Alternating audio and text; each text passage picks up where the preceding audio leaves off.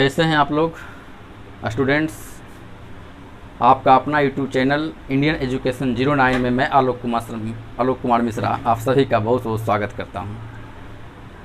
तो स्टूडेंट्स, जैसा मैंने पिछले बार आपको बताया था पिछले क्लास में मोहम्मद गौरी के बारे में, और इसमें एक चीज़ और मैं बताना चाहता हूं कि जब मोहम्मद गौरी यानी कि स्टार्टिंग तो अरबों से आक्रमण से होता है, तो जब अरबों का आक्रमण मोहम्मद बिन कासिम करता है 712 से लेकर 714 ईस्वी तक का, उसके बाद आता है मोहम्मद गजनवी, उसका भारत पर 17 बार आक्रमण होता है 1000 से लेकर 1027 ईस्वी तक, और उसके बाद फिर आता है मोहम्मद गौरी। तो इस तीनों का जो राज होता है, जो भारत पर आक्रमण होता है, वो राजपूत के शासकों के खिलाफ होता है। तो इसका मीन्स ये हुआ कि जब भारत पर आक्रमण राजपूतों के खिलाफ होता है और मुस्लिम जो सम्राट होते हैं बाहर के, वो आक्रमण करते हैं, तो दोनों को पढ़ना ज़रूरी है। एग्ज़ाम में राजपूत काल से भी क्वेश्चन आते हैं और इसे जानना बहुत ज़रूरी है। तो आज मैं इसी टॉपिक को लेकर आया हूँ, राजपूत काल। तो यहाँ पर कन्फ्यूजन होता है, हिस्ट्री में ये चीज़ कन्फ्यूजन होता है कि अरे भाई कहीं मैं पढ़ रहा हूँ पाल वंश, तो कभी प्रतिहार वंश, कभी गढ़हाल वंश, और मैं कहीं मोहम्मद बिन कासिम पढ़ता हूँ, कभी गौरी पढ़ता हूँ। तो याद रखिएगा कि जो मोहम्मद बिन कासिम या फिर मोहम्मद गौरी या फिर गजनवी जो भी पढ़ते हैं, उसी के दौरान ये राजपूत काल भी चलता है। इसलिए राजपूत काल को समझना बहुत ज़रूरी है, और इसमें कोई सोचने वाली बात नहीं है, क्योंकि जब आप उधर पढ़िएगा मुस्लिम का जब साम्राज्य पढ़िएगा, तो मुस्लिम का अलग साम्राज्य हुआ, वो विदेशी आक्रमण होता है। लेकिन भारत में जो राजपूतों का शासन होता है, जो शासक रहते हैं, वो पहले से ही रहते हैं। तो आज मैं बताऊंगा कि राजपूत काल जो है उसका 8वीं से लेकर 12वीं शताब्दी और 7वीं से लेकर 12वीं शताब्दी, यानी कि 7वीं से लेकर 12वीं शताब्दी और 8वीं से लेकर 12वीं शताब्दी तक के काल को राजपूत काल कहते हैं। अब मैं दोनों इसलिए इसको लिख दिया हूँ 7वीं से 12वीं और 8वीं से 12वीं के एग्ज़ाम में ये दोनों का बुक में कहीं ना कहीं या फिर इतिहासकार जो है इस दोनों का वर्णन करते हैं। तो इसका क्लियर नहीं है, तो इसलिए जब ऑप्शन में जो आएगा, एग्जाम में आपके ऑप्शन में जो आएगा, उस पर निर्भर करेगा कि आप एक ऑप्शन में क्या है, उसके अनुसार आप आंसर दीजिएगा। तो राजपूत काल में सबसे पहले जानिए कि राजपूत क्या था। राजपूत में मतभेद था। विदेशी जो लोग थे, जो विदेशी इतिहासकार थे, उनका कहना था कि राजपूत विदेश से जो छोटे छोटे जो राजा थे वो आक्रमण किए थे भारत पर, और वो यहीं आकर बस गए थे, तो वो राजपूत कहलाएं। जबकि यहाँ के देसी इतिहासकार कहते हैं, जो देश के इतिहासकार हैं, वो कहते हैं कि जब वेद आया तो उसमें जो वर्ण की चर्चा की गई, उस वर्ण के आधार पर यहाँ राजपूत रहे। तीसरा में अगर कहा जाए तो आपको पृथ्वीराज रासो एक पुस्तक है, उसके लेखक चंद्रवरदायी थे। और आप जानते हैं जैसा कि पृथ्वीराज रासो को चंद्रवरदायी लिखे, तो चंद्रवरदायी किसके राज कवि थे? तो दरबारी कवि थे पृथ्वीराज चौहान तीसरा के। तो पृथ्वीराज चौहान तीसरा के जो पृथ्वीराज रासो जो पुस्तक लिखा गया है चंद्रवरदायी के द्वारा, उसमें ये बातें कही गई है कि राजपूत का जो उदय हुआ या राजपूत का जो उत्पत्ति हुआ वो अग्निकुंड से हुआ, और उसमें 36 गोत्र हैं। उसमें कितने हैं? 36 गोत्र या 36 कुल हैं। तो इस बात को याद रखिएगा कि इस तरह से विभिन्न मत इसमें बटा हुआ है। जबकि गोपी शर्मा भंडाकर जो हैं वो बोले हैं कि राजपूतों का उदय ब्राह्मण से हुआ है, ब्राह्मण की उत्पत्ति से हुआ है। तो इस तरह से इसके बहुत सारे मत हैं, इसे आप याद रखिएगा। अगर विदेशी की बात कहा जाए तो कर्नल जेम्स रॉड एवं स्मिथ जो थे वो विदेशी जातियों से थे, विदेशी थे, और उनका मत था कि ये विदेशी जाति हैं राजपूत। जबकि गौरीशंकर और हीराचंद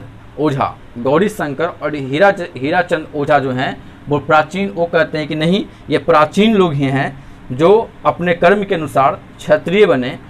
तो इनका ये मत है। जबकि पृथ्वीराज रासो में जो चंद्रवरदायी के द्वारा लिखा गया है, उसमें अग्निकुंड के उत्पत्ति का सिद्धांत बताया गया है। और उसके बाद गोपीनाथ शर्मा जो हैं, वो गोपीनाथ शर्मा भंडाकर गोपीनाथ शर्मा भंडाकर जो हैं, उन्होंने कहा है कि ब्राह्मणों की उत्पत्ति से ही राजपूत का उत्पत्ति हुआ है। तो इस तरह से अलग अलग मत हैं। तो चलिए, ये तो था कि उसकी उत्पत्ति कैसे हुई, इसे याद रखना भी चाहिए। और एक चीज़ और बता देना चाहता हूँ कि राजपूत की जो 36 मैंने जो कुल बताया, जो राजपूत के जो मैंने 36 जो कुल बताया है या उसका मैंने गोत्र बताया है, उसका अलग अलग विभाजन ऐसे हुआ कि सूर्यवंश से 10 थे, जबकि चंद्रवंश जो है, चंद्रवंश उससे 10 थे, और अग्निवंश जो है, अग्निवंश से 4 थे, जबकि ऋषि वंश से 12 थे। तो याद रखिएगा, ऋषि वंश से 12 थे, अग्निवंश से 4 थे, सूर्य वंश से 10 थे और चंद्र वंश से 10 थे। इस तरह से 36 कुल या क्षेत्र उसका बटा हुआ था। उसके बाद आप आइए, तो ये सब जानने के बाद, ये थोड़ा बेसिक था राजपूत काल का। अब मेन जो टॉपिक यहाँ से वो बेसिक था, उससे भी क्वेश्चन आते हैं, लेकिन जो मेन मैंने आपको पढ़ाऊंगा यहाँ से पढ़ाऊंगा, और एक एक कर आज जैसे मैं टॉपिक खत्म करूँगा पाल वंश या सेन वंश जो बंगाल की तरफ था, आज मैं इस टॉपिक को खत्म करूँगा। तो हर्षवर्धन की मृत्यु के बाद उत्तर भारत में भिन्न भिन्न क्षेत्रों में कई वंशों का उदय हुआ, जिसमें मुख्य निम्नलिखित थे। तो हर्षवर्धन की मृत्यु के बाद बहुत सारे वंश का उदय हुआ, और वो सारे वंश राजपूत वंश थे, तो राजपूत कुल के थे।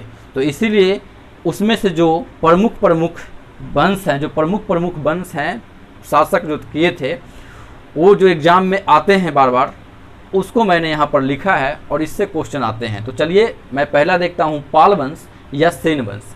ये बंगाल में था, यानी कि बंगाल में जो उस समय चल रहा था, हर्षवर्धन की मृत्यु के बाद जो बंगाल में जो शासक था वो पाल वंश का या सेन वंश का शासक था, जबकि गुजरात में प्रतिहार वंश चल रहा था और बनारस में गढ़वाल वंश चल रहा था।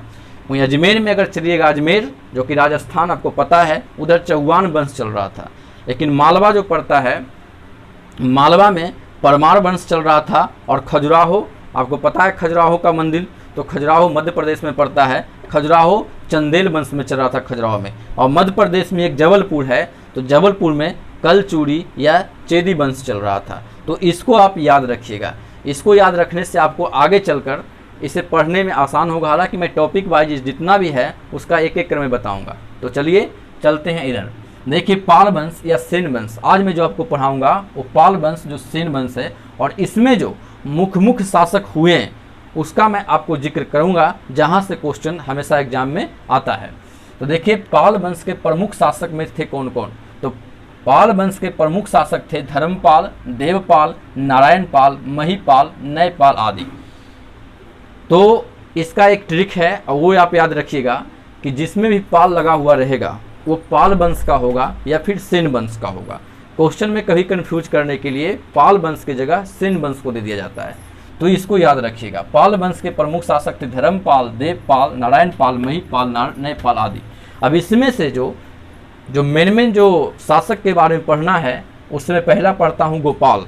गोपाल जो था वो एक्चुअली पाल वंश के संस्थापक थे। गोपाल पाल वंश की स्थापना 750 ईस्वी में किए थे।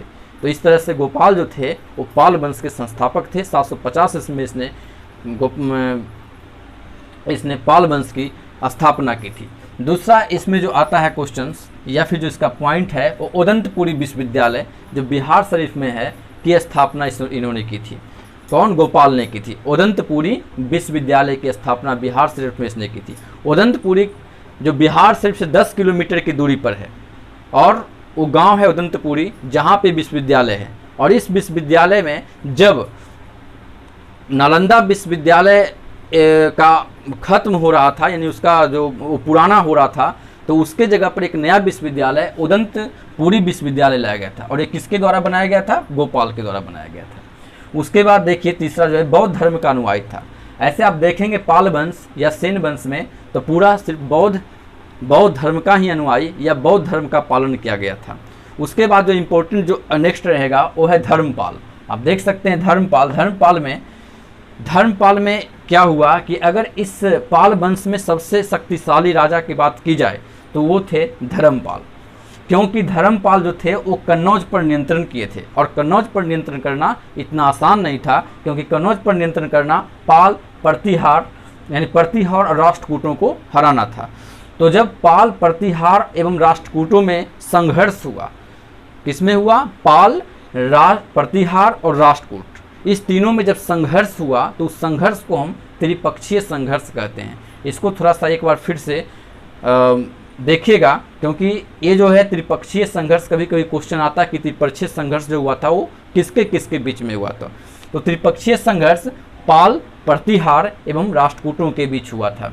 जो किसके लिए हुआ था? तो कन्नौज के लिए हुआ था, कन्नौज पर नियंत्रण के लिए, और लास्ट में कन्नौज पर नियंत्रण धर्मपाल ने किया था। तो इस चीज़ को याद रखिएगा।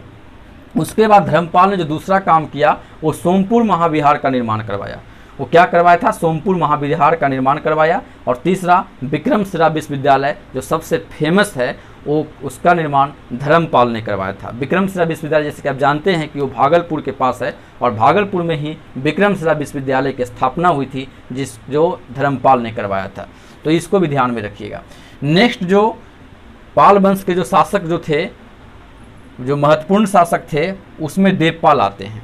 और देवपाल ने जो महत्वपूर्ण काम किए, वो पहला काम था प्रागज्योतिषपुर, जो असम में पड़ता है, प्रागज्योतिषपुर एवं उड़ीसा के कुछ भागों पर नियंत्रण किया। यानी कि इन्होंने, देवपाल ने अपने साम्राज्य को, पाल साम्राज्य को आगे बढ़ाने का काम किया, प्रागज्योतिषपुर, असम एवं उड़ीसा के कुछ भागों पर नियंत्रण करके।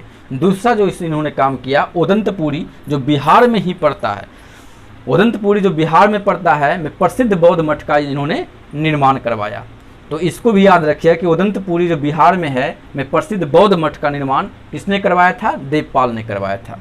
और नालंदा में बौद्ध विहार बनवाने के लिए 5 शैलेंद्र वंशी शासक बालपुत्र देव को दिया। देखिए एक्चुअली क्या हुआ था कि देवपाल जब शासन कर रहे थे, तो मैंने पहले ही बताया कि पाल वंश में बौद्धों को संरक्षण दिया गया और बौद्ध के अनुयायी ज़्यादा थे। तो उस समय क्या हुआ कि जब देवपाल शासक बने हुए थे, वो शासन कर रहे थे, तब नालंदा में उन्होंने क्या किया कि एक बौद्ध विहार का निर्माण करवाया। और कैसे करवाया? तो जब एक नालंदा में छोटे से एक शासक, या कहिए छोटे से शासक के रूप में शासन करा था शैलेंद्र वंशी शासक बालपुत्र देव। बालपुत्र देव को देवपाल ने 5 गांव भूमि दान में देकर क्या करवाया? तो उन्होंने नालंदा में बौद्ध विहार का निर्माण करवाया। तो ये देवपाल के प्रमुख कार्य थे।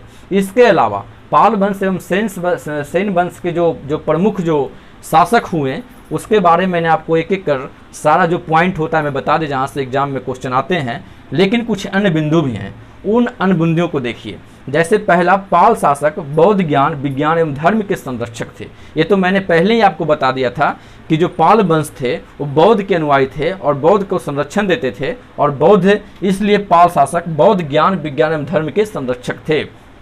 दूसरा नंबर में देखिएगा पॉइंट, तो शांत रक्षित और दीपांकर, ये दोनों जो थे उस समय के इतिहासकार थे, शांत रक्षित और दीपांकर अतीश।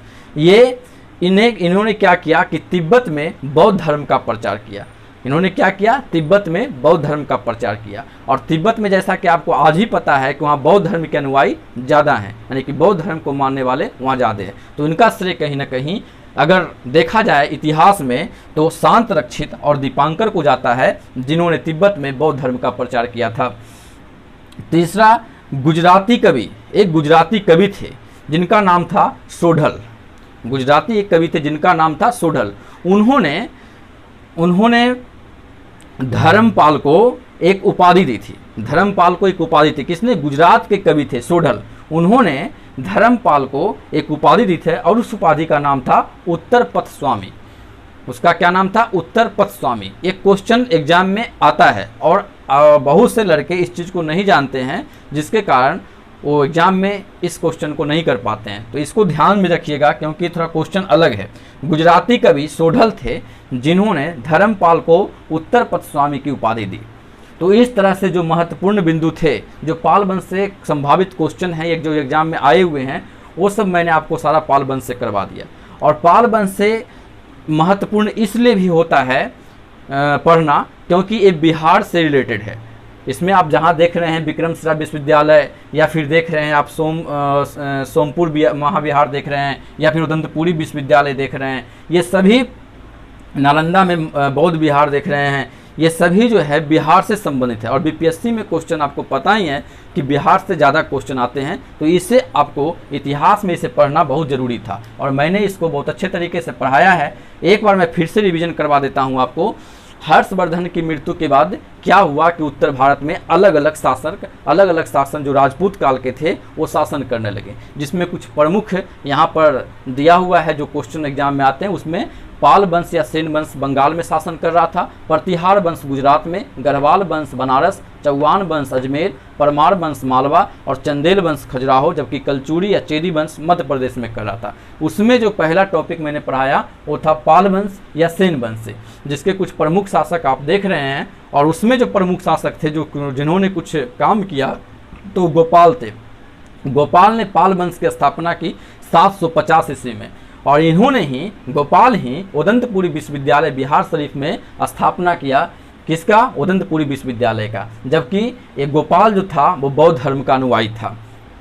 धर्मपाल इसके बाद जो शासक बना, जो महत्वपूर्ण शासक बना, वो पाल प्रतिहार एवं राष्ट्रकूटों के त्रिपक्षीय संघर्ष कर कन्नौज पर क्या किया? नियंत्रण कर लिया और सोमपुर महाविहार का इन्होंने निर्माण करवाया। जबकि विक्रमशिला विश्वविद्यालय जो भागलपुर में है उसे भी धर्मपाल ने ही बनवाया था।